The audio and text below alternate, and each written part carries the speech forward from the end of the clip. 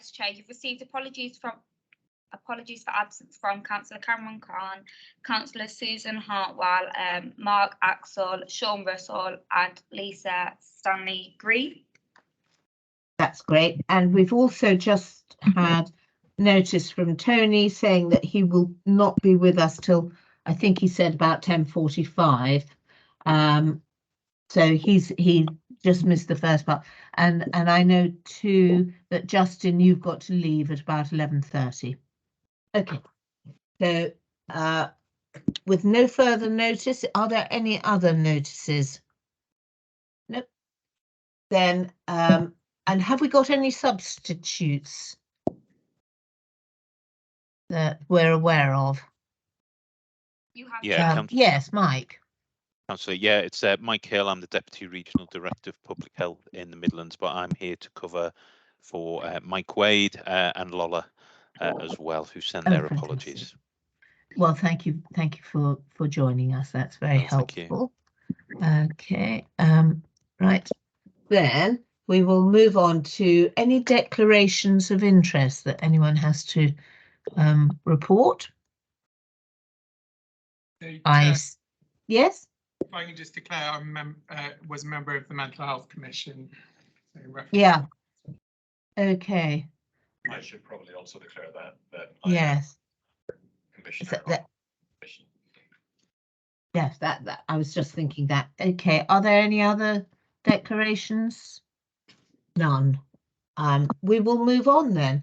So I haven't got an awful lot to say other than last week we did have the launch of the Mental Health Commission, which went very well, and I have to say we've got a really a good bunch of people who came to attend as well, and we had some really positive and stretching questions as well from them, which I hope we will be able to pick up when we come to that agenda item. But it's very good to have got to that stage and to have moved on. Other than that, just to notify, this meeting is not quorate because, as Tanya has already identified, so we will need to get a sign-off from the Combined Authority in the way that we have done in the past. So I will, it will be my intention to take it to that next meeting and have sign-off through that. So although we're not quorate enough to make decisions here today, it is important that we in principle agree it so that I can identify them at the Combined Authority meeting. Is that understood and clear? Good. Okay. The next thing we have on the agenda is the minutes of the meeting which was held on the 6th of March. Their items are itemised on pages 1 through till 4. Normally I would go through those on a page by page basis, but can I ask if anyone's got any corrections or any comments arising from that? Would you like to raise your hand or speak now? In which case, I think that is a note, and I haven't got any, so we will move that forward and we will be able to agree those at the Combined Authority meeting. Next then takes us to the first of the main agenda items, which is the Trailblazer devolution deal. Now, Mubashir, you're going to take us through this one. I think it's a verbal report and it is an update from recent meetings. Just 1 minute, Chair. I need to I've got a PowerPoint presentation. Okay. Oh, right. Okay.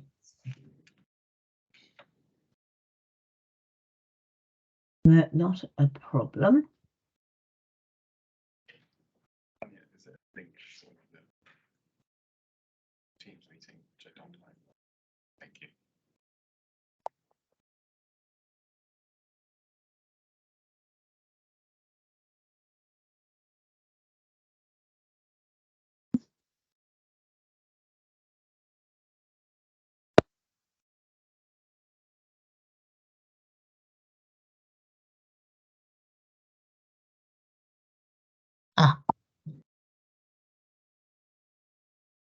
I've got a nice picture of you.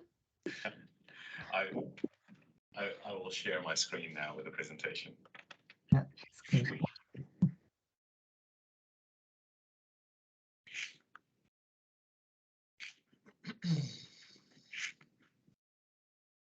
That's it. Yeah. If you can go on to full page, we'll probably be able to see it. That's it. Perfect. All right. Well, over to you, Mubashir, where we are now. Thank you, Chair. As most people will know, the WMCA board met on the 9th of June. They made a decision not to go ahead with public consultation on the health improvement duty that was included in the Trailblazer devolution deal. What that effectively means is that we will not be proceeding with the health improvement duty, and we'll go back to Department of Health and Social Care asking them to withdraw that from the deal. We had opposition from some of the leaders as the duty was seen as unnecessary and it was seen as coming without guaranteed funds. The overwhelming feeling was that collaboration could continue without the duty, and it should continue. And that the WMCA should continue to work on health and all policies without the duty. There was also some opposing views in the meeting as well, which felt that this was a significant missed opportunity. And we know from some of our health partners as well that is something that they feel as well. However, it is the decision of the board that we must abide by, in which case we need to look into how do we proceed without the health duty. And this is also the question apparently that has been asked by the colleague that sent in, Tony, who sent in comments separately to yourself, Chair. So we, just to reiterate, the health devolution section in the Trailblazer devolution deal had other aspects of health in there without the health improvement duty as well. So there was a general call for health and all policies approaches within the WMCA. There's a section on digital and data, as you know, the Smart City Region proposal, which is separate but linked, is continuing as a separate piece of work. We also wanted to look into shared care record support for the ICBs, as well as an AI lab and a health data pilot with the community.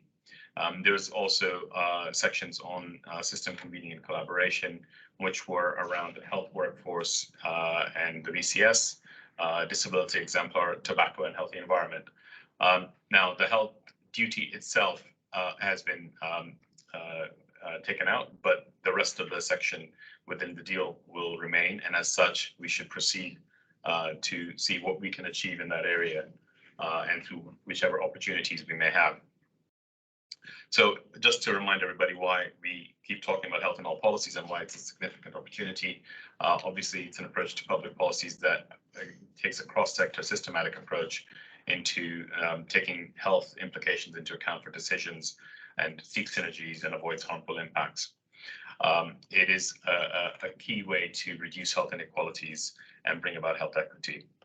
I don't necessarily think we need to go into why the case is there for taking such an approach, but one of the key things that we identified was a lot of the evidence shows that the main reasons why people end up in hospital are mainly for non-clinical reasons, which come down to wider determinants of health, which are social, economic, and environmental related.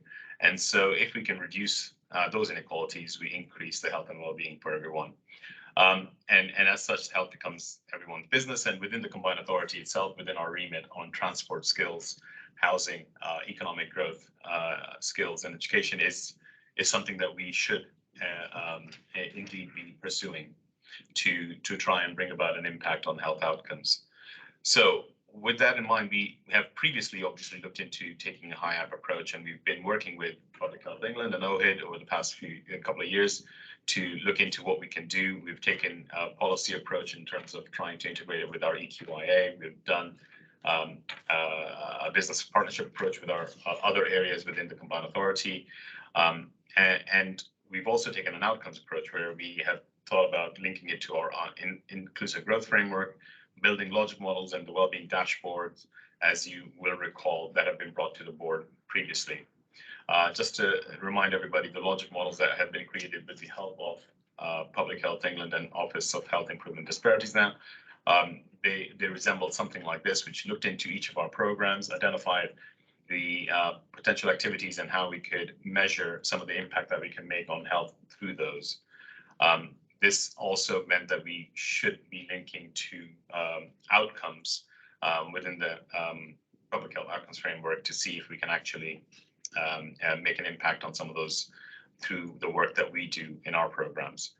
We presented a paper back to board again in July of last year, where we set out potentially what we could do to embed HIAP within the Combined Authority. We since then wanted to actually make it even more systematic through the health duty, but like we said, that's not gone through. However, we think that we should pursue trying to make it more systematic with the support of our health partners regardless. So in order to kind of take a stock take of where we are, I suppose we've gone ahead and we've implemented the governance side of things, where we've combined the HEAT tool with the EQIA within the Combined Authority. We have the dashboards that are still present that we can take forward and link it to our inclusive growth framework. We can continue to develop that business partnership, as you've seen previously when we brought papers on what we're doing in health and skills and health and transport. So we continue to take that approach and develop, test, and evaluate our approaches. And we propose developing an overall HIAP framework in terms of how we, from a process point of view, bring it into the Combined Authority, and from an outcome point of view, measure it through our inclusive growth framework and the West Midlands outcomes framework. So with that in mind, wanted to actually then jump into another area that we think that will help us push this work forward. So within the health devolution deal, we talked about the possibility of future funding. One of those was through the Revive Prevention Fund, and the second was through the single settlement agreement.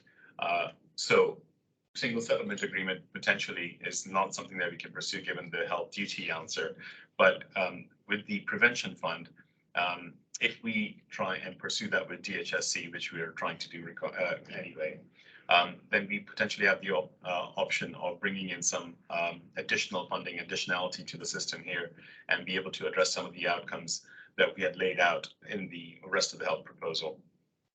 So the offer from government is 10 million over 3 years. It still remains subject to approval, depending on how they feel the local decision on not pursuing the duty falls within their plans. But we've been encouraged to pursue developing a business case at the moment, and we've reached out to colleagues within the health sector to be able to co-develop this business case at the moment. At the moment, this business case includes 3 elements, which is based on place-based interventions, digital health, and health in all policies. When we talk about place-based interventions, we're talking about picking up initiatives with public health colleagues in West Midlands and adding innovation to best practice that already exists. The key focus area will be on tobacco and enhancing the Tobacco Alliance by piloting new approaches to use of social media to limit vaping use amongst young people. The other element is to introduce a vape swap with initiative with pregnant smokers in secondary care. And the third one is around exploring incentives for local businesses to support healthier food availability near schools. So these are in development, but we will continue to work with local health colleagues and DHSC to finalize these plans and submit something within the next couple of weeks, actually. And then it will be a political decision by DHSC to take forward or not. The digital health element is to use digital health, predict, plan, and prevent future demand. It will be based on establishing an AI hub, and we will look to consolidate existing AI-linked advancements in the region, and it could include shared care record enhancement, translation AI program, an AI lab to support research in conjunction with universities, and potentially a digital triage for primary care.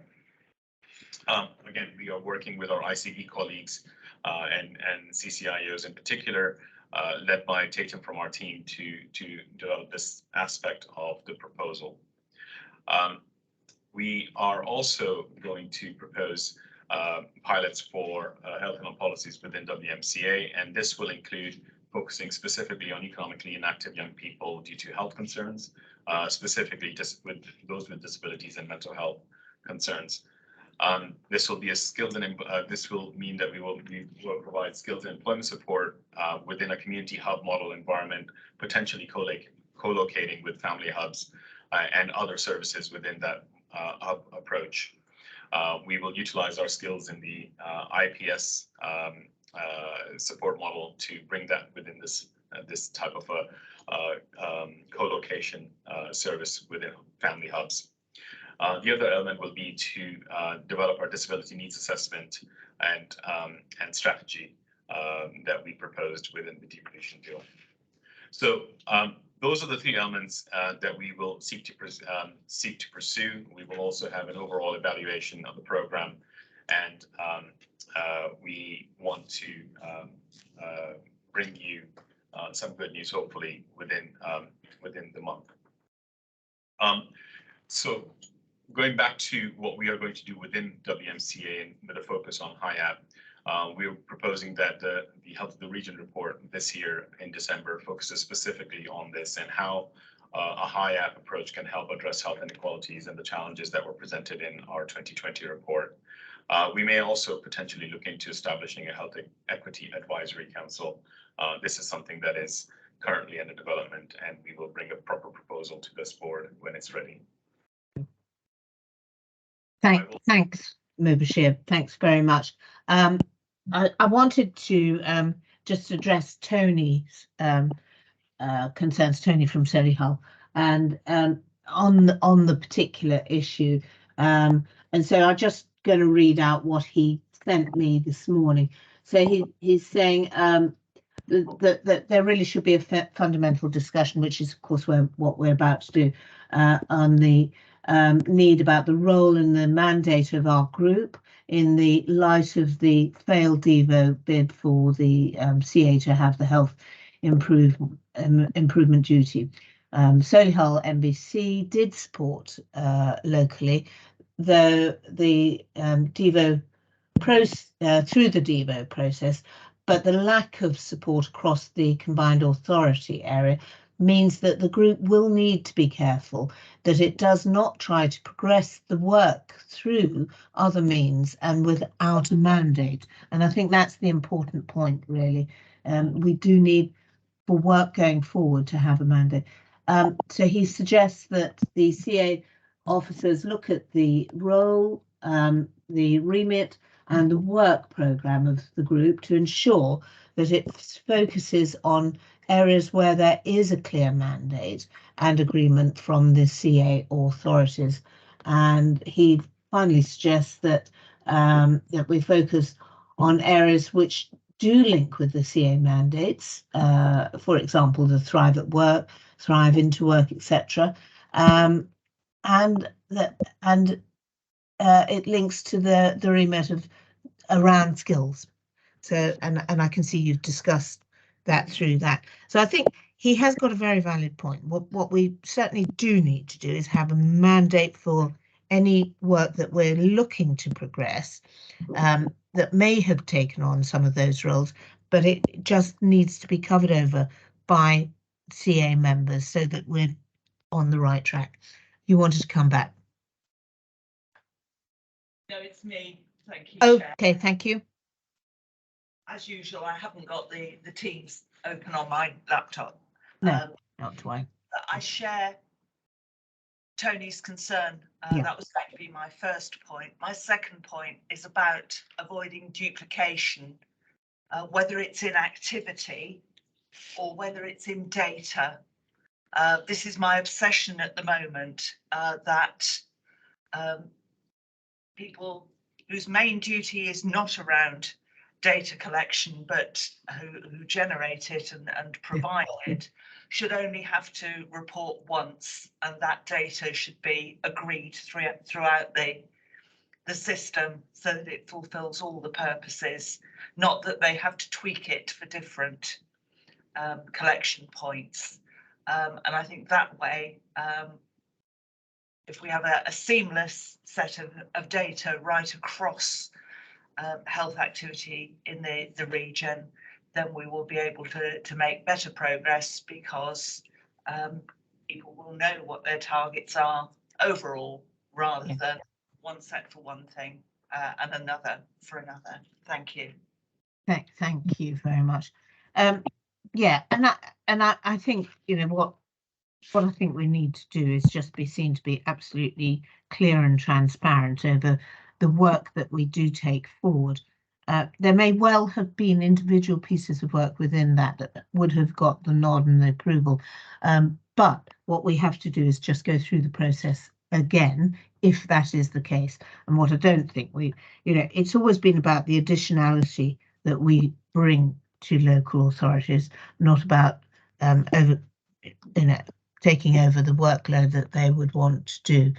So Mubashir, is there anything that you want to come back on those points that have been brought up? I think I'll wait for Justin's comments and then I'll potentially come back. Oh, sorry, Justin. Yeah, I need to know those in the room. Thank you, Justin. So just to share with colleagues, I joined with Ed Cox to present the initial paper on this with the leaders group. And I think it's important to play back that the objection wasn't to the spirit of the Devo piece, in terms of the leaders were in general all supportive of the CA taking more accountability of its health impacts. Right. The discussion was much more about it didn't need a statutory duty. So the objection was to the statutory nature of the duty, not to the spirit of the thing. And I think that's a really important point. And I think actually the leader from Solihull was very clear on that, actually, in terms of their support for the spirit. But the tension was around giving the CA a duty which could be seen as potentially checking the homework of local government who hold the statutory duty. Yeah. So I think that's just important to share with colleagues. I think the other thing that came through from the various discussions in the run-up to the final decision, and it picks on Mubashir's point about the logic models and the evidence base, is that members felt that they would consider the health aspects if the information was available. So one of the questions I think from Mubashir is about, since the integration into the EQIA, the Equality Assessment Tool, how is that kind of looking back and going, since we did that, is that actually visible in the board decisions and the board discussions? Because an EQIA is only valuable if people read it and it plays into the discussion. True. So if we've got, in effect, the tool is there to support the discussion around health at a kind of relative level, but if it's not filled in and it's not pulled into the discussion at board, then that debate doesn't happen. So I wonder whether that may be something that we need to support the various different boards of the CA members on, around when we see as officers the EQIA coming in the pack, seeing there's a health bit and particularly flagging it for members to be able to highlight in the discussion. Yeah. That's incredibly helpful, I think, Justin, to understand, some of the thinking, and I can see and sympathise with that. Mubashir, taking those points, I think what we need to think about then is absolutely how we present the work that we would want to take forward. But I do believe we still need to ensure that we have an authority to do the work as well, because there has been a decision, and we need to make sure that that decision is correct, that we comply and reflect the members of the board. So what we need to do is make sure that what we do take forward gets verified and agreed. But I think that is truly helpful, Justin. So thank you for that. Mubashir, back to you. Thank you, Chair, and absolutely agree with this. The comment on having agreement from the system to continue working in this space, I think, which is why I think a large focus of what I've talked about today has been on health and health policies, which is very much what we can do within the Combined Authority through the statutory duties that we currently possess. And to be able to actually, as Justin said, to be able to bring evidence to that of what is being done, utilizing some of the data that is being collected. And I take your point, Councillor McCarthy, that we absolutely need to make sure that it's not a duplication of data collection, or we're not putting any additional strain on anyone else, which is why we're linking it potentially within the Combined Authority to our inclusive growth framework and to the West Midlands outcomes framework that will form part of what we report back on the devolution deal, as well as then linking up with obviously the public health outcomes that we feel that our programs can contribute towards. I think everything in that presentation was geared towards actually this is what we're trying to do internally, and the additional bits that mentioned, which were what you would potentially say as classic public health or health service interventions, were actually to be delivered by those partners. We're just bringing the additionality of potential funds that we could bring and support them on. Those are not meant for, so the tobacco prevention program is not meant for delivery through the Combined Authority. It's actually talking about how do we enhance the Tobacco Alliance work that's already going on in the region, with additional support for some pilot funds that will take the program further.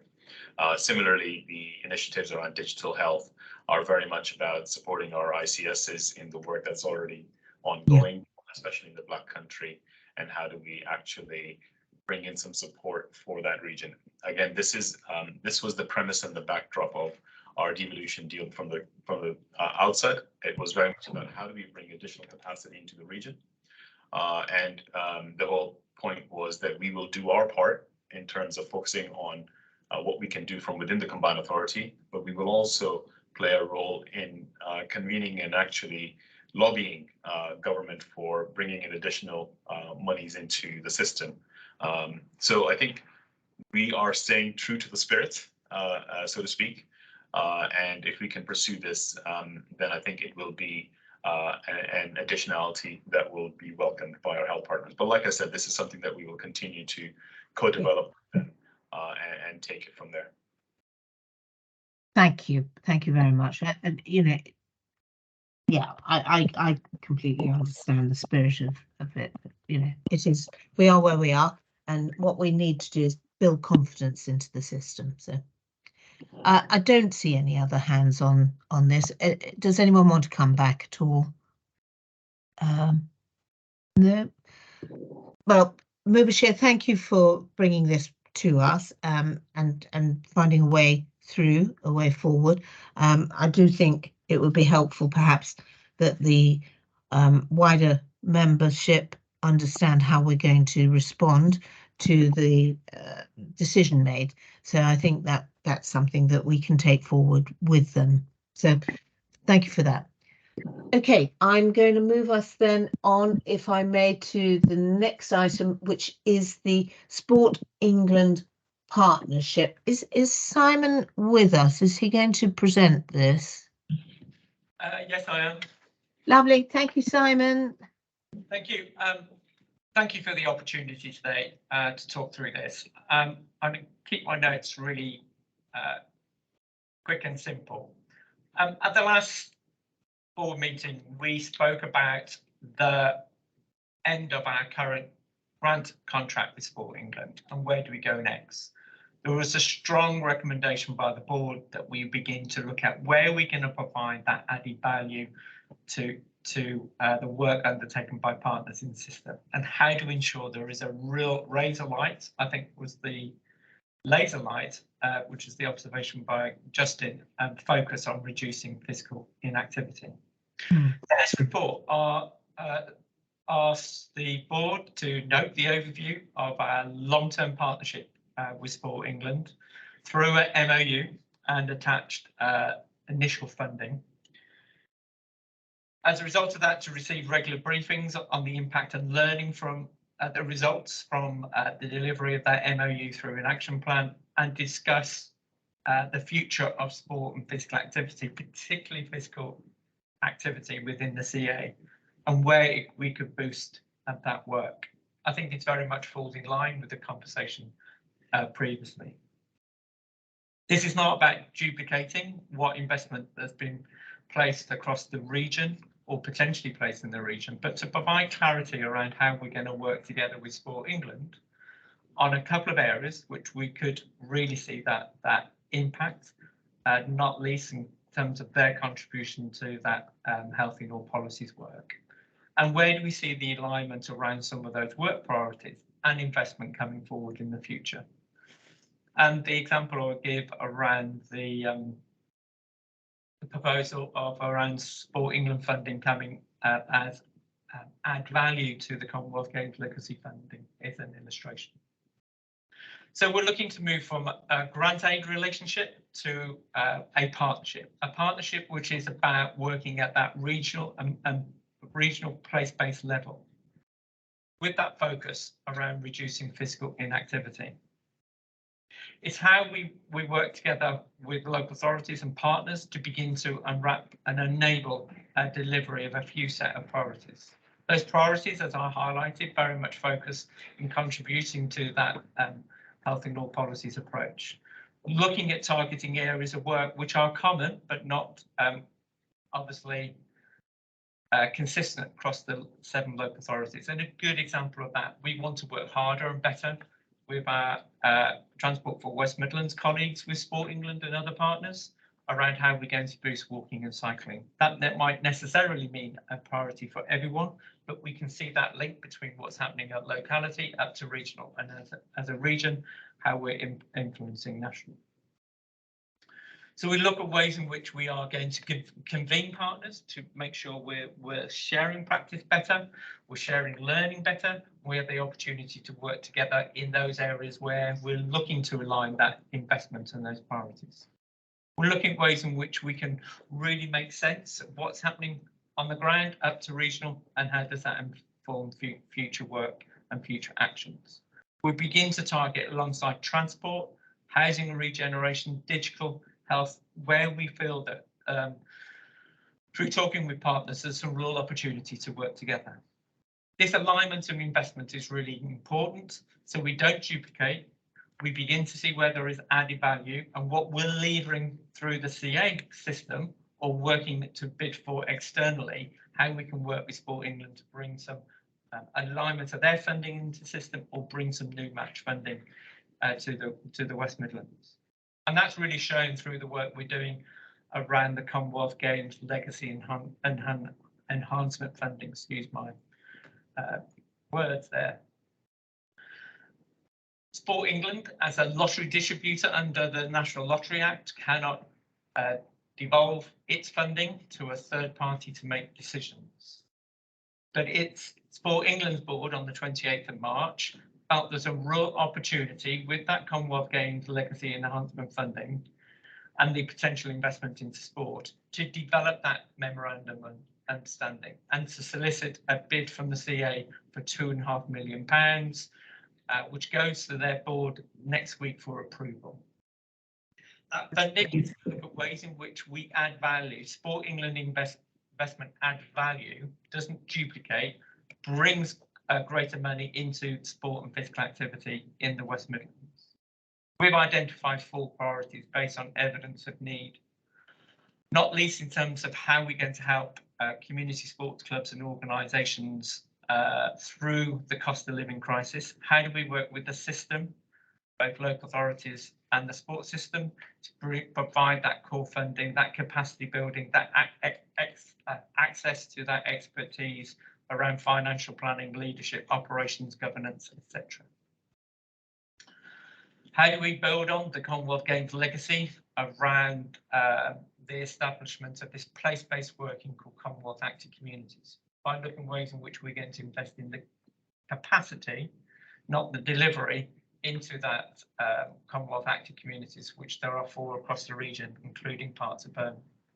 We really want to see how they're maturing as a stakeholder partnership, linked to the research they're doing through Sheffield Hallam University. So how they can move from business as usual status quo in terms of the maturity of its relationships to really how that's embedded into strategy, policy and practice. And that's really key, given the work in the City Council around its physical activity and sports strategy, in Coventry City Council as it journeys on a new physical activity strategy, and similar with Solihull. So we can begin to make sure we're using the evidence and impact of that work and seeing how it's delivered on the ground. Sport England was a member of the Mental Health Commission. I'm really keen to see how we take forward some of those recommendations with Sport England investment. And there was a unique opportunity through the Commonwealth Games, through the organising committee, now United by 2022, the charity, to invest into creating new young sport volunteers who can provide those volunteer placement, raise their readiness for jobs and employment. So we're looking to see how we can expand and extend the Commonwealth Games legacy funded investment into young volunteering called Gen 22. To begin to look at how we're targeting the most vulnerable groups to make sure they have access to that opportunity. If we're able to move forward today and Sport England approve the MOU and their investment next week, we're looking to see whether we can launch this MOU and their investment on the 26th of July by West Midlands Mayor and Sport England Chair Chris Boardman. I'll welcome your views and your support for this work. Great, Simon, thank you very much. Yeah, and you know, this, well, I think there's some real opportunity here, and particularly if Sports England can agree the terms next week, that would be very exciting. Tony did also put in a little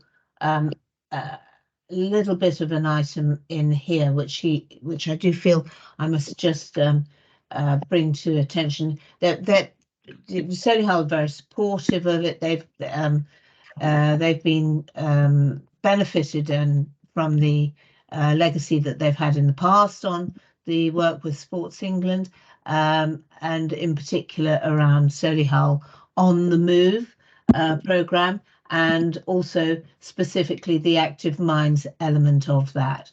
So they would want to support the next phase in this programme on the proviso that this continues to be delivered with and through local authorities. And also he made a comment that, you know, this looks as if it was written, the MOU was written before the devolution deal decision, which we've just talked about, and he wondered whether there needs to be any refresh based on that at all. So I wonder if you've got comments on that. Yeah, 2 quick things. Most definitely the investment through the Commonwealth Active Communities, through local authorities, through building on the work that's been done previously by Sport England. Yeah. We have refreshed, it was just a timeline around the MOU submission and the board papers. And this meeting, we have refreshed the MOU to reflect that, and we can circulate that round to members. Thank you. Today. That'd be helpful. That would be helpful. Mubashir or whoever. Sorry, Chair, it's me again. Councillor McCarthy, yeah. I've had a very sporty 10 days.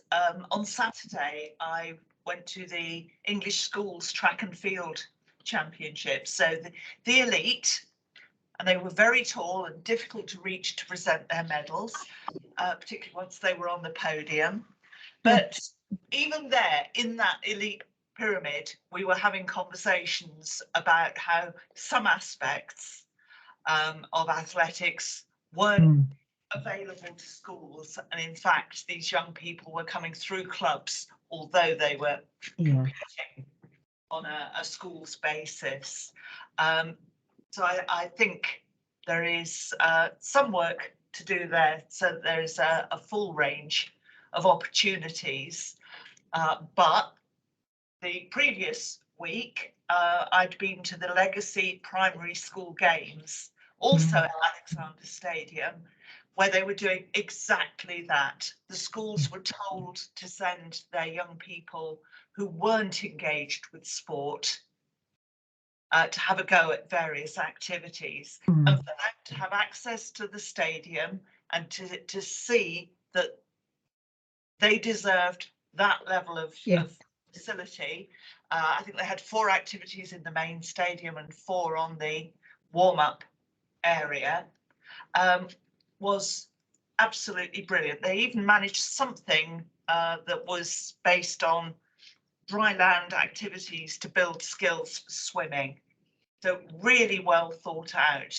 We need that elite pyramid to inspire. I mean, with football, we see how that has had an impact, but we also need the river that is bringing people in for lifelong activity. My only concern is around the governance of this programme, but we will continue to talk about that, I know. Thank you. Yeah.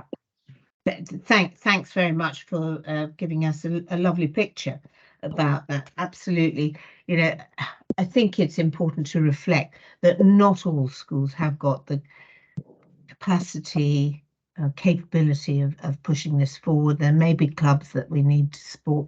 So it's getting that right balance and trying to, well, the main thing is touching children's lives and giving them these opportunities and them feeling they are part of those opportunities, as you say.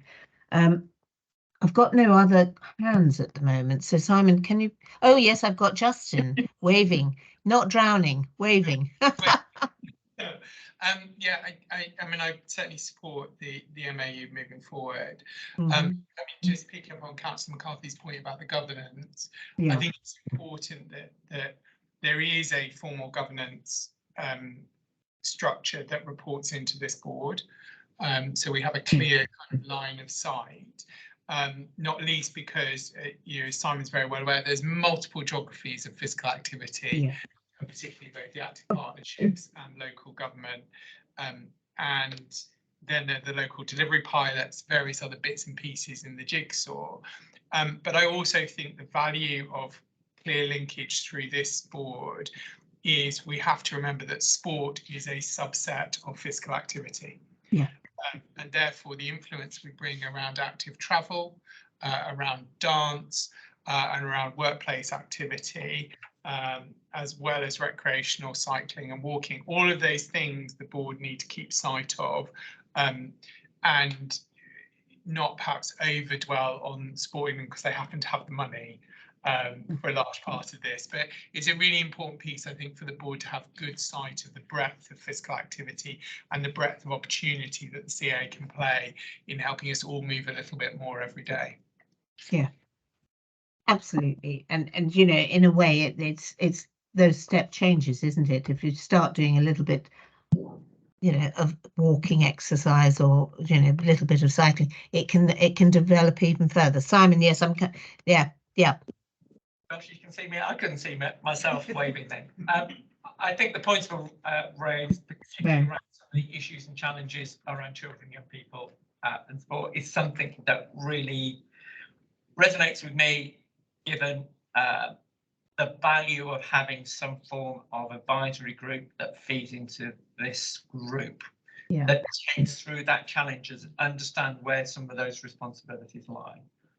very much a part of our thinking, working with Mubasher and Tatum, is an advisory group that has the oversight around that MOU. Is it bringing and influencing change? Is it having impact, enabling us to bring those recommendations from the advisory group to this board on those decisions to take forward?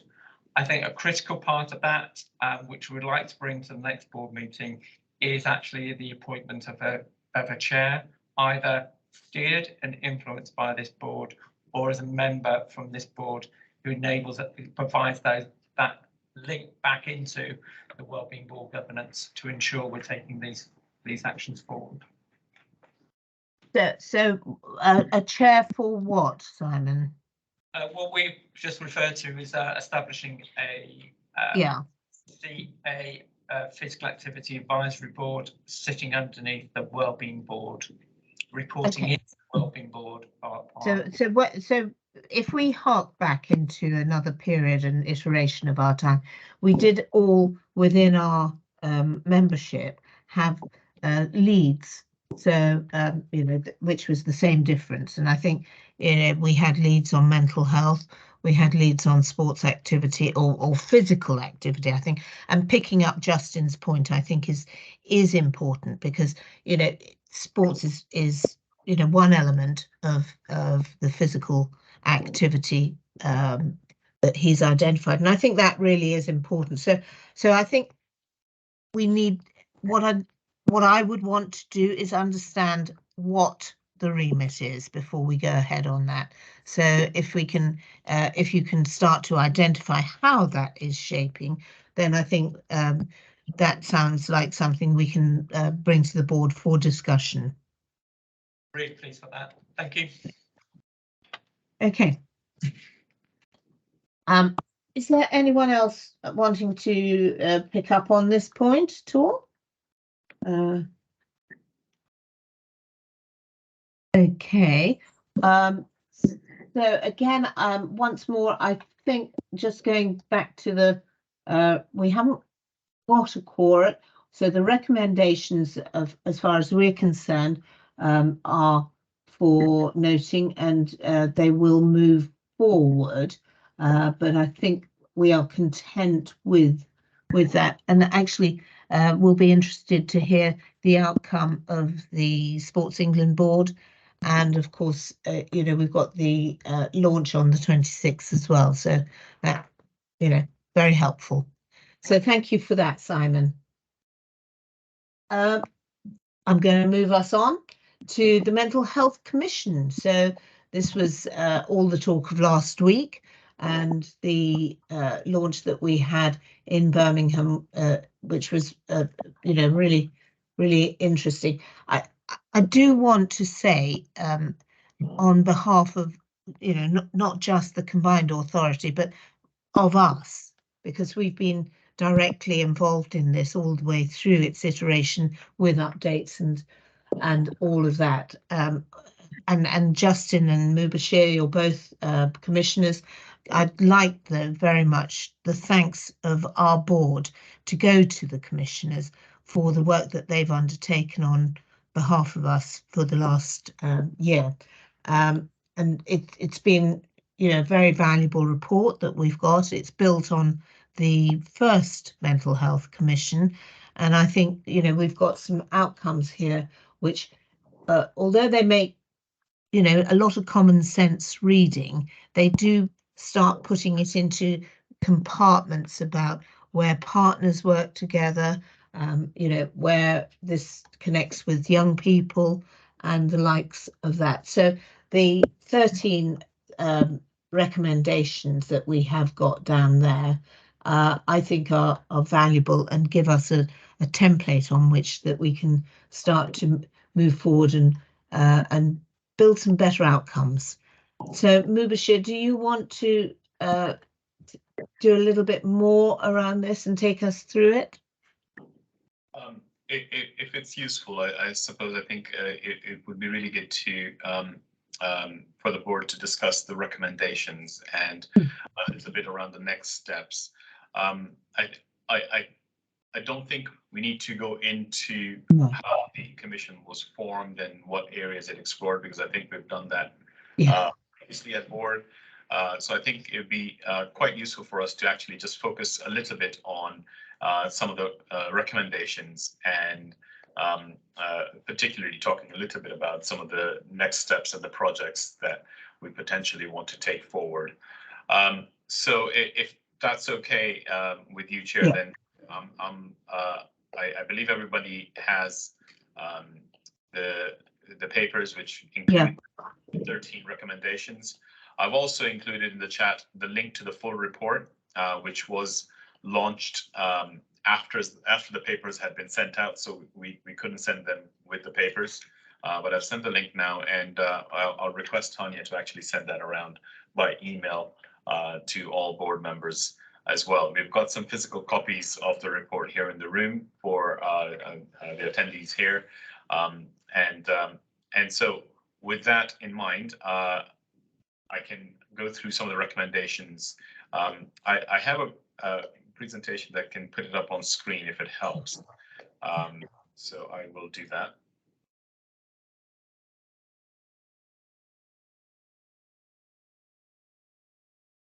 I think for me, what was really helpful was how, in a way, they link into, the first 3 or 4 that talk around children and young people. Then we've got partnerships and how they work together, and there's some real sort of synergies within it. So yeah, we've got that, Mubashir. Yes, you've got your screen. I've just put up the recommendations. Sure.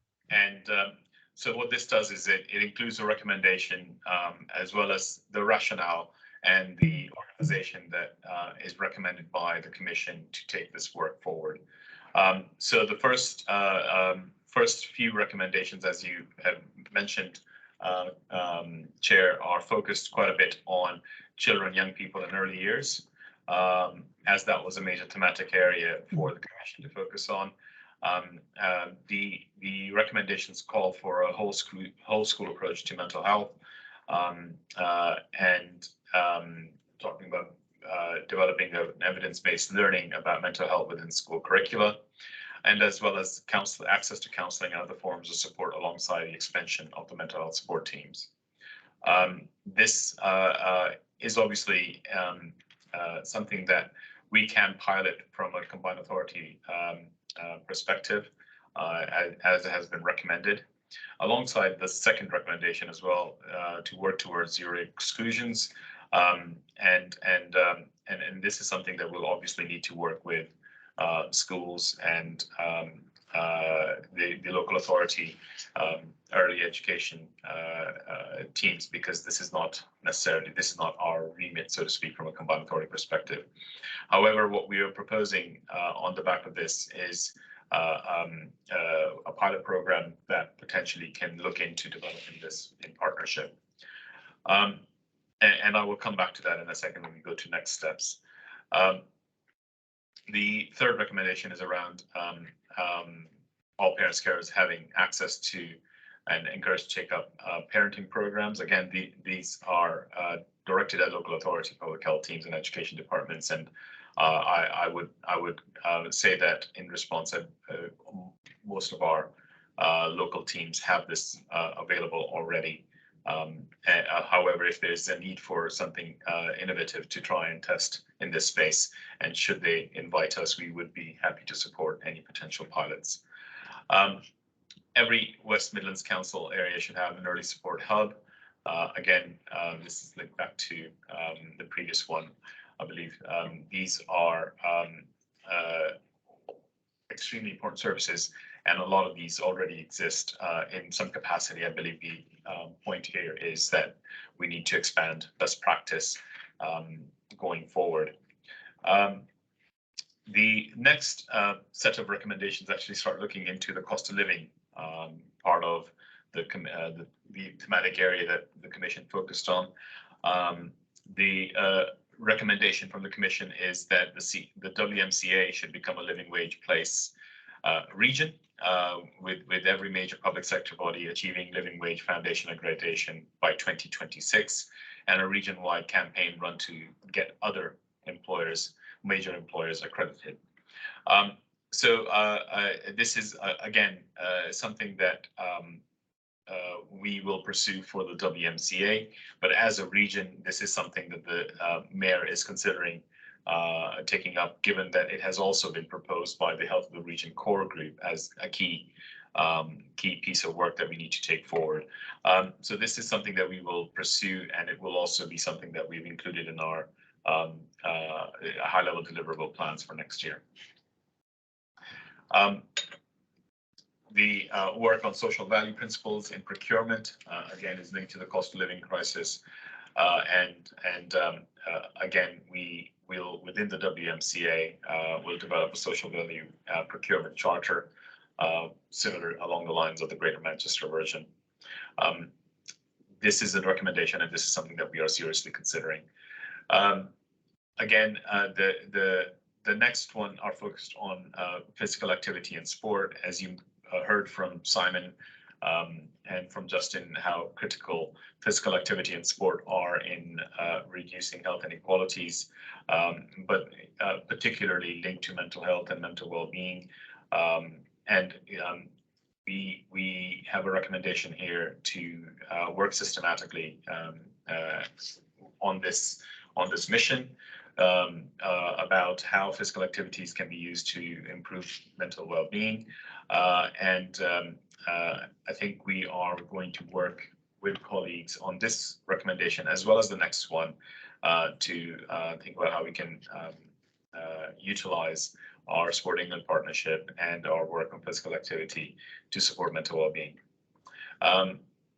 We are the next set of recommendations are quite targeted towards integrated care systems, and I did take these recommendations to the 6 ICB chief executives last 2 weeks ago, when these recommendations were clear that they were directed at ICSs. They are very supportive of these recommendations and have instructed me that there is work already going, and they're looking forward to collaborating with us on taking these forward. So I just wanted to put that caveat in place before I go through these. So welfare advice should be provided to anyone in West Midlands using mental health services, including NHS talking therapies. And this is again linked to the cost of living crisis work. The ICSs, the 3 ICSs in the area, should support and invest in community-led organizations that are able to deliver credible and safe mental health support for people from racialized communities in the region. These organizations should be supported to build capacity, form networks of support, and become more sustainable. Again, this links to the wider agenda that ICSs already have around race equality and around health inequalities. So this fits very much into what they are trying to achieve. The NHS should seek to make mental health workforce at every level and across all disciplines more representative of the communities it serves. And again, this is linked back to what I've said for the previous recommendation as well. Mental health services should provide ready access to physical activity opportunities for anyone who is waiting for support or currently receiving it. Physical activity should be built into treatment pathways as a routine element of good mental health care. And I will come back to this one when we talk about some next steps in terms of what potential funding is available. The ICPs must have representation from marginalized communities. Again, apologies, I think this has been reworded in the final version, so I will update this slide deck to represent that. Just in your papers, it should be the correct version of this recommendation, and I will just read that out really quickly.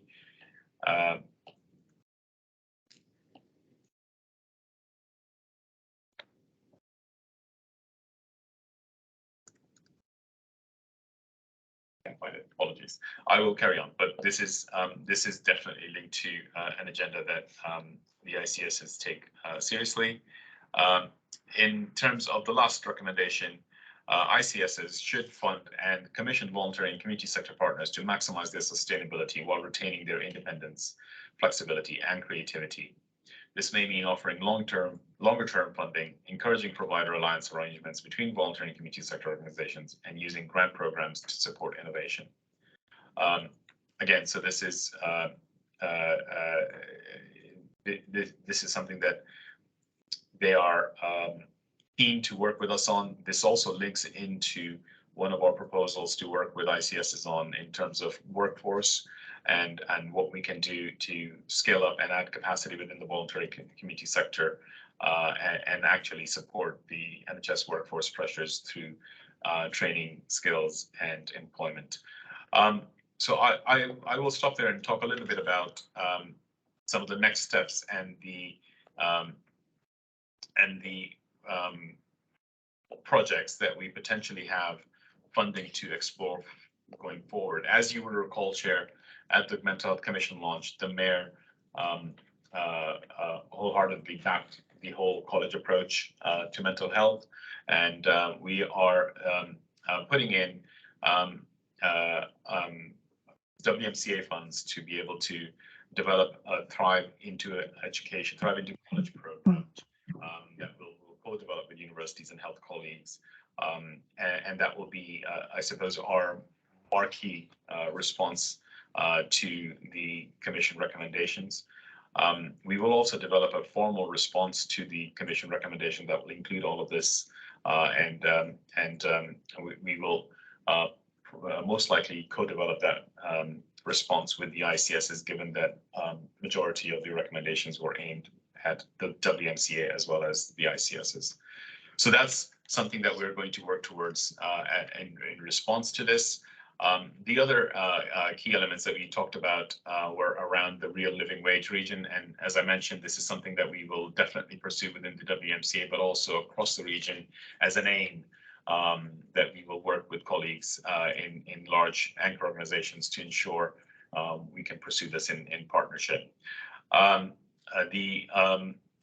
There are some specific projects that were also mentioned, implementation projects that we have included within the Commonwealth Games Community Grant Scheme as something that the grassroots organizations could deliver by bidding into a competitive process and taking up the thematic areas that we wanted to focus on, with some sample projects that potentially could be delivered. This includes one of the recommendations that the Commission were keen to pursue, something around a green doctors type program that would provide welfare advice and energy advice to residents in an individualized, personalized manner. And then the last thing, obviously, with the physical activity and sport elements, we have set aside 350,000 within our Sport England match fund money that Simon mentioned earlier to look into the recommendation around ICSs and physical activity. So there's a lot of commitment being shown by the WMCA through their funding to try and take forward some of the key recommendations from the Commission. We will obviously have to work with other partners on recommendations that have been aimed at that are within their remit to see how we can potentially support them and add additionality to that. Thanks, Mubashir. It was great, and then we had some really powerful questions back to us, which I think really, were valuable for us, particularly around equalities and diversity. I think, and the challenge that we have around, the numbers around there, which I think were quite important and certainly should be a takeaway for us. There were questions about a lot of this being, really valuable, good at identifying the problem. How are we going to change the way we work together to ensure that actually we can start to change around some of these problems? I particularly have an interest in the mental health issues around younger people, and for me you know, there's absolute common sense in trying to ensure that this is looked at on a school place-based environment, but actually it can, in some cases, it can go even earlier than that. We can be talking about early years settings. If we can identify children who are going to have, you know, have pressures and needs, even at that earlier stage, and particularly around special education needs, and link with the schools too, that will give such an advantage for those schools to be prepared when children are coming in, which to my knowledge, I don't think happens strongly enough at the moment. So I think we can do better, and this is absolutely a sort of signpost for us to do that. Justin. Thank you, Chair. I just want to put on record, because today the Baton of Hope comes to Birmingham as part of its national tour, highlighting suicide awareness. And later today I'll be talking at Birmingham LGBT Centre. But specifically, I've been looking at the evidence around suicide and self-harm in young lesbian colleagues will be aware the particular national and international environment is not particularly supportive of these young people. A paper published earlier this year found that 65% of 11 to 19-year-olds had self-harmed. Yeah. 26% had attempted suicide. In the Millennium Cohort Study, which is a very large cohort study nationally, 56% of LGBT youth had self-harm, compared to only 20% of heterosexual young people, and 22% had attempted suicide, compared to 6% of heterosexuals. And there's a very, very clear connection between bullying in schools and online bullying, and increasing that risk of suicide by 2.6 times the levels. If we add in disability and intersectionality, either disability or ethnicity, you can almost double those rates. And I think it is a really important element that the Commission highlighted some of the intersectional aspects of mental health, and that's considered explicitly through the work of the Commission and the CA as it continues. But I just thought it was important to register formally in the minutes today and acknowledge the Baton of Hope, but particularly the particular challenges that our LGBTQ+ youth, both in the city and the region, face in this space around their mental health. Yeah, and I absolutely recognise that, you know, and it crosses all bounds, and I think it's so important.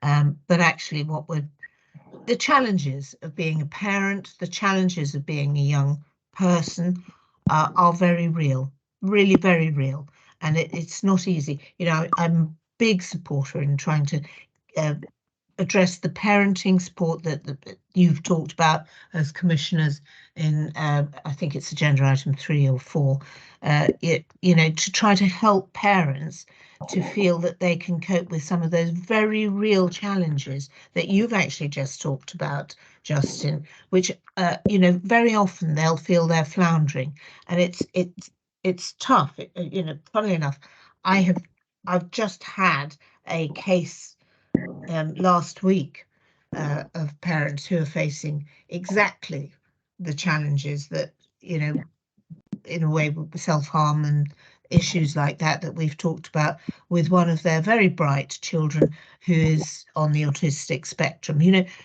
we can find out about these young people earlier and try and give them a chance to normalise the situation that they face and not be stigmatized in a school environment. But I do genuinely believe if we can try and normalise the issue, treat where possible, or at least put in supportive work around them in their own school environment or in their own community environment, we are not stigmatizing them, and you're not medicalizing them before they needed to really be medicalized. So I do think this is such an important step forward. Now, Tony, welcome to us. I have put forward all your up to the moment issues on previous agenda items, and you wanted to come in on this one. Yeah, sorry for being late. I had another That's commitment quite I all couldn't right. get out of.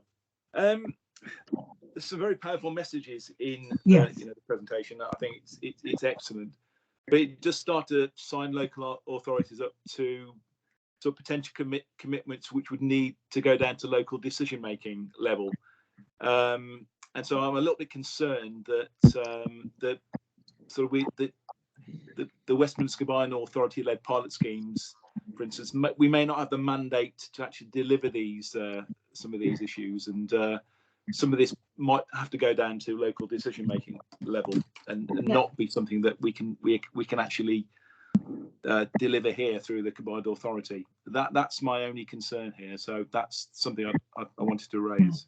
And you're right, and actually on those points, we've identified the lead agency delivering these things. Yeah. So very much local authorities, ICSs, the combined authorities, and in some cases it will be through local authorities. It'll be external partners like schools and the work that we commission ourselves as well. So but this was a commission that we all signed up to agree to, and I think what it has done is brought forward the messages, many of which I think we probably all know. Absolutely. And this, I think Mubashir will remember, this definitely came out in some of the points at the launch.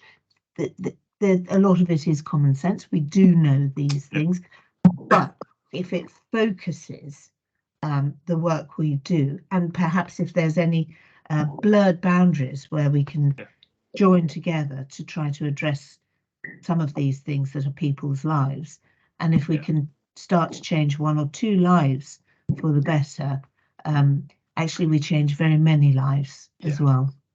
I suppose that was the question. How do we actually kind of get those boundaries, cross those boundaries, and make sure we have a sort of a fairly coordinated approach to deliver some of the important work that we need to deliver, and what the role of the Combined Authority, this group, would be.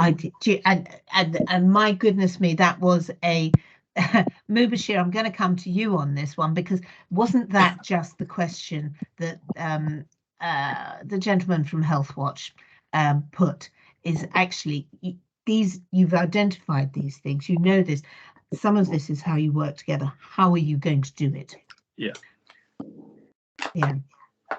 Do you want to come back, Mubashir, on any of that? Yes, absolutely. I think I think at the launch, I think this was one of the critical points that was being made in terms of how do we take it forward. And I think what we said was we will formalize a response on the Combined Authority, and we'll probably do something which is jointly with the ICSs to make sure that we have identified an approach that is agreed by all in terms of how we move forward on this. And there was another point, obviously, that was raised by Health Watch, which was around the focus on what potentially could be seen as ignoring or not talking about some of the service delivery aspects of mental health care. And I think we suggested that this was not the thematic area that we focused on, but it doesn't mean that it was not something which was found to be quite important and key. However, there are plenty of other reports and recommendations that focus on mental health care delivery.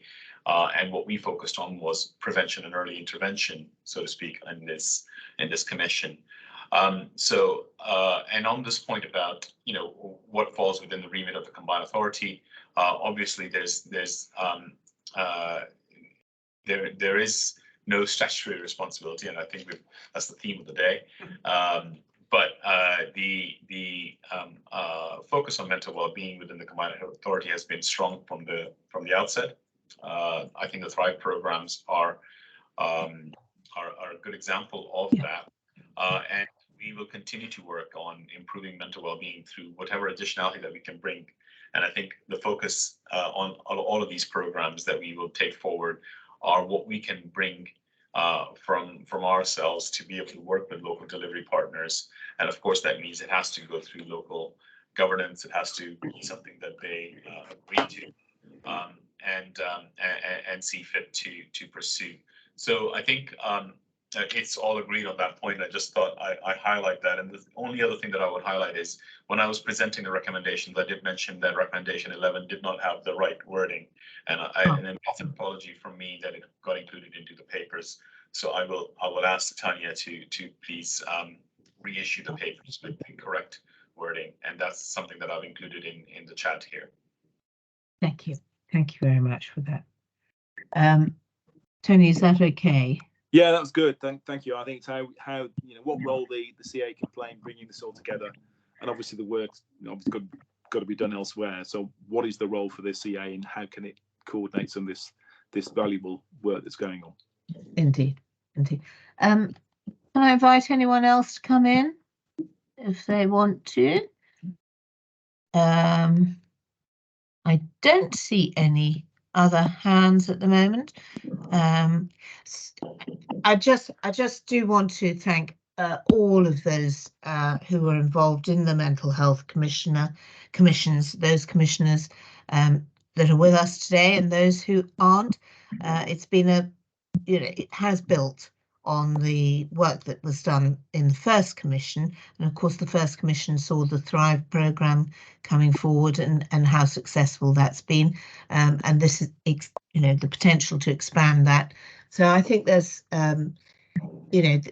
there's some, I don't really want to say baby steps, because I hope they're rather bigger than baby steps, but the next steps that we take, which I hope will really start to stop the increase in this very significant problem, that it is a health issue, but it's a hidden health issue.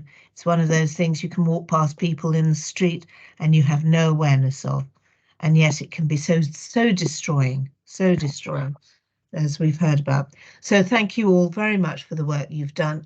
Thanks for this report and for the 13 recommendations that we look forward to taking forward and seeing some actions coming out of that. So again, we've got recommendations there, which again we can't address, we're not quorate, so we will take these forward to the Combined Authority, but I'm sure this is not the last we're going to see of these recommendations coming to our board. Okay.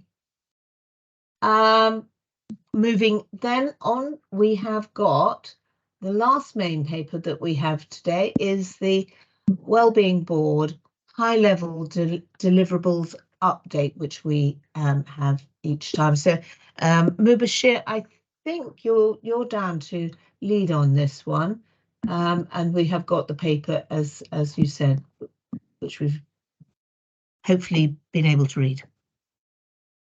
Apologies to the chair and the members. You will have been tired of hearing from me today, but I will indeed be taking you through this paper as well. As you know, we always bring back our high-level deliverables and how we're performing to the board each time. Since this is the first meeting of the new year, we want to look back at some of the deliverables from last year and what we have what we will be taking forward in 23 and 24. Hopefully, it will reflect heavily on what I've already talked about in terms of our approach to health and all policies and around what we can do to convene and advocate on behalf of the region in partnership with our local colleagues. So I think I'm not going to go through the paper in detail. I'm assuming people will have read through. One of our key things, obviously, last year was to deliver on the Mental Health Commission, which we have done. We were able to extend our Thrive Into Work program, the IPS, the health IPS trials, and those were extended, and as we reported back here into the board, previous board meeting, have been extended until March 2025.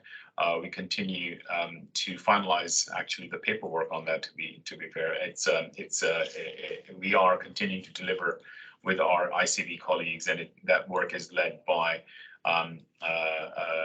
through our partnership with Black Country ICS, as well as links into the local authority teams on employment support.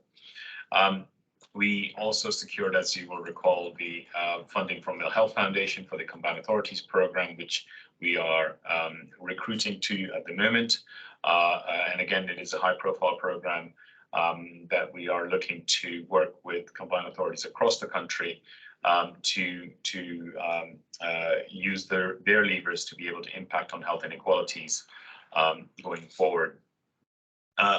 Again, this is something which we are recruiting to at the moment, and it's going to launch. The first program board meeting, in fact, is later this afternoon. We secured a long-term partnership with Sport England. We were able to receive 70 million in Commonwealth Games Legacy Enhancement Funds, of which almost 8.5 million potentially could be used towards sport, physical activity, and mental well-being if everything goes well. In particular, 3 million specifically has been set aside for physical activity, sport, mental well-being in the community grant scheme. We concluded the Mental Health Commission, as I've already mentioned. We ran a series of workshops around convening the system with the King's Fund. This was quite useful for us to be able to learn about some of the key issues around health inequalities in the region. And the final report for this was published, and it has been attached in the appendix.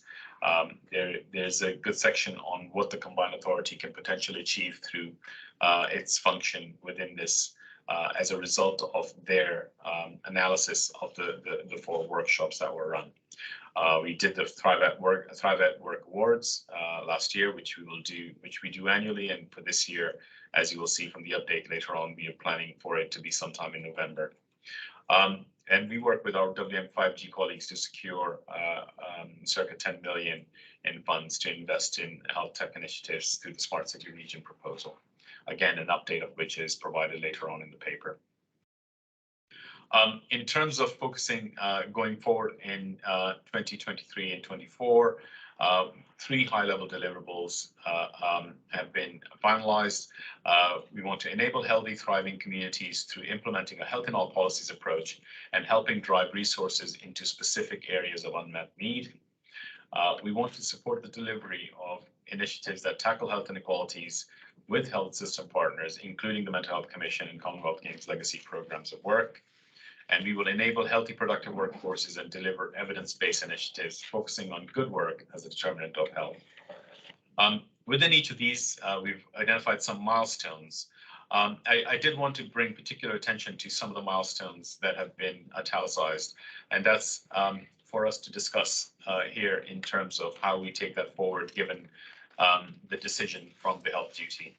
And I think this is something that that was mentioned in the notes back to you, Chair, from I believe it was Councillor Tony from. Yeah, I think so. So I think they addressed the same points in the sense of how do we take these forward in light of the decision of the duty. So the one that we are talking about here specifically is the function of the Health of Region core group to develop community relevant issues going forward. And I think we feel that the core group that was established on the back of the first report has actually worked with us over the past 2 years, and the Region Roundtable, which gets chaired by the mayor, will continue from an annual roundtable. But the core group, I believe, is something that we have completed as something that has taken the decision to take forward the work around the living wage region as something to pursue within their own areas of influence. But for the new Health of the Region report, I believe we need to kind of think about a new sub-body to the Wellbeing Board that would potentially take it forward. So that's something that we wanted to suggest that will change in the milestones. We also wanted to obviously bring the TDT health duty one This is something that needs to change because we will obviously not have the health duty. However, it is something that we mentioned. The rest of the devolution deal does include initiatives that we can take forward, and we will bring it obviously to the Wellbeing Board. But there is a suggestion of formation of a Health Equity Advisory Board, which we have suggested that we will bring to the board when there is a. Lastly, again, back to the Health of the Region core group again. I think it mentions underneath that we will carry forward with the real living wage region work. But the core group will do so in their own remit, in their own organizations and their areas of influence. So just wanted to make sure that that was clarified as to why those things were italicized. We will carry on with the other milestones that have been set out, and if there's any comments on those, then happy to take those. The rest of the paper Chair goes through the updates on the work that we've been doing. So again, with the health of the region, the roundtable was convened in January last, and at that roundtable, we concluded that the commitments that had been made within the original report in 2020 have been completed or have been surpassed by most of our partners in the region. And as mentioned in the previous presentation, earlier today, that the new report will focus on our approach to health and health policies. Around health tech and med tech, there's an update on the smart city region work. Again, as I mentioned, that work is led by our colleague Tatum from our side in health and communities to link up with the WM5G team. And their focus has been on 5 substantive work streams that have been mentioned there. We are also aware of the Innovation Accelerator and the winning bids on that fund that have been announced.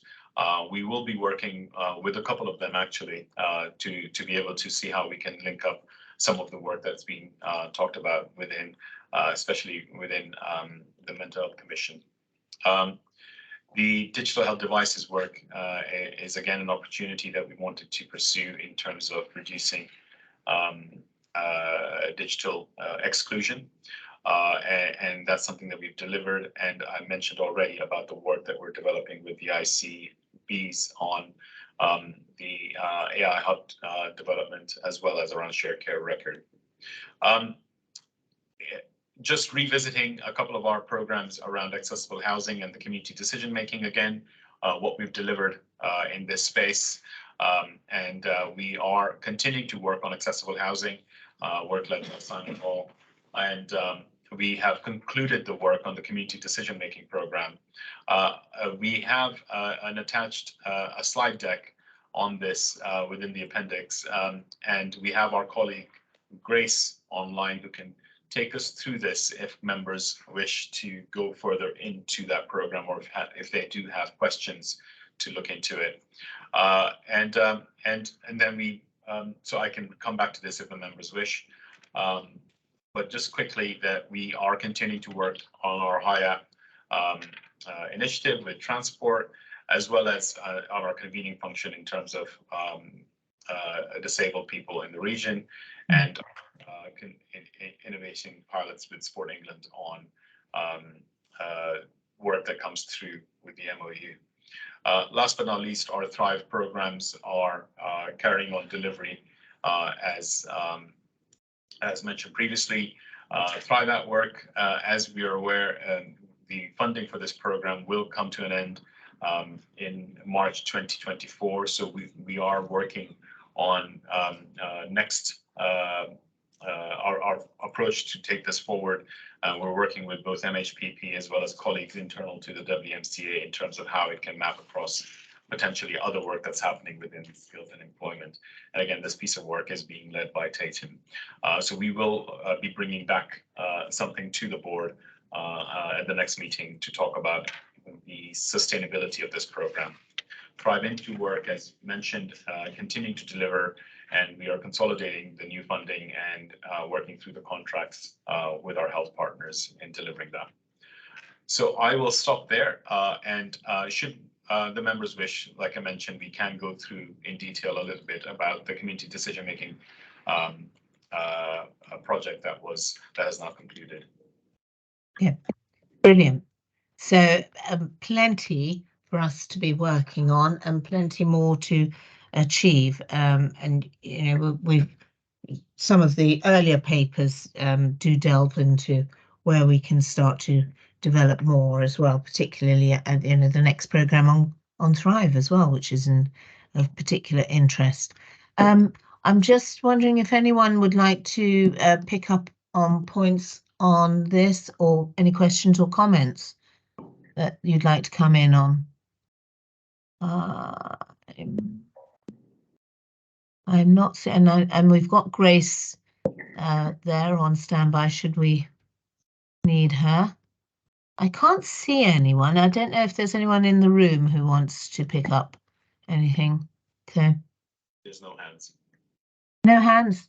No. So Mubashir, I think we're happy to take that as noted, and see the progress on these programs that we've got.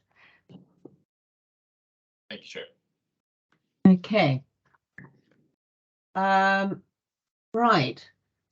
So I think that I'm just going back to the top of the agenda to see if there's any. I mean, we don't technically have any other business, but I am going to offer it if there's anything anyone wants to bring up. If not, I think we can give you back 25 minutes of your day. Oh, is Lana, is sorry, Leanne, is that you? Sorry. Did you want to? No, it's just me putting my thumb up that there isn't Putting anything your else. thumb up. Sorry, Oh, yeah, in excellent, the end. I've been Antonia. listening avidly Wonderful. to it. So yes, thank Thank you you all so much. for a really good meeting. Thank you.